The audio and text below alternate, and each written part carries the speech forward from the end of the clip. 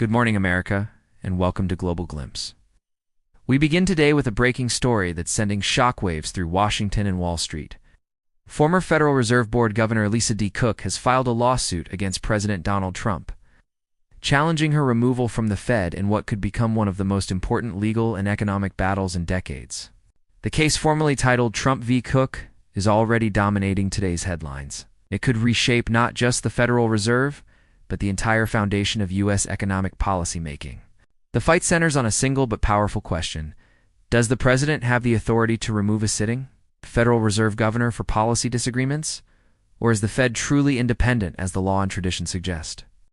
For more than a century, the Federal Reserve has been considered politically insulated, designed to make hard choices on interest rates, inflation, and banking regulation without interference from the White House. But this lawsuit puts that independence to the test in real time.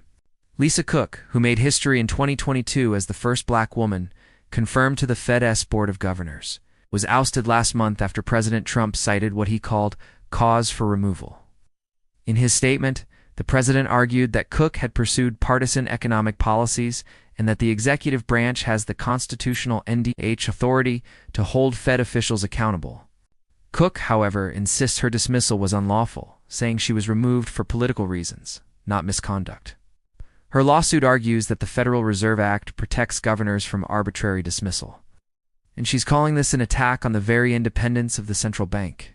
Legal experts are split. Some point to past Supreme Court cases like Myers v. United States, which gave presidents broad removal powers, while others say the situation is much closer to Humphrey's Executor, which protected members of independent agencies from being fired over policy disputes.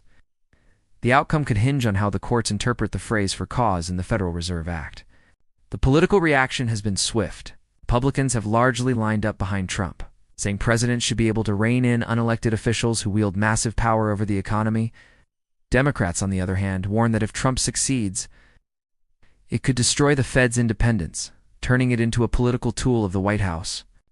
Senate Majority Leader Chuck Schumer said yesterday that this is a direct attack on America's financial stability, while progressive Democrats are calling it nothing short of a constitutional crisis.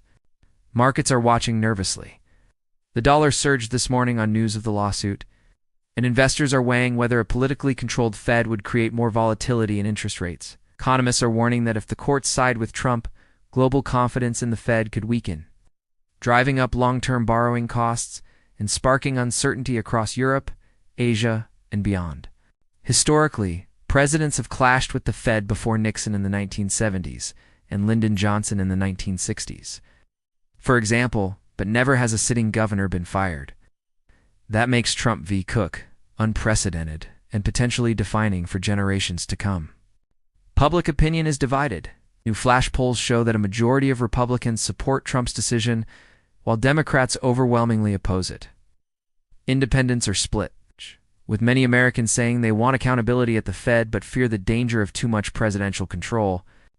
Social media today is buzzing with hashtags like hashtag #TRUMPVCook, hashtag Save the Fed, and hashtag Economic Power Grab, reflecting the deep divisions this case has already created. The case is now expected to move quickly through the courts, with hearings scheduled to begin in Virginia next week. Most analysts believe the battle will ultimately end up before the Supreme Court, and whichever way the justices rule, the consequences will be historic. So, as you sip your morning coffee, here's what this means for you. This fight is not abstract. It could impact the interest rates on your mortgage, the value of your retirement savings, and the overall stability of the economy. If the Fed's independence falls, future presidents could manipulate monetary policy to suit political goals.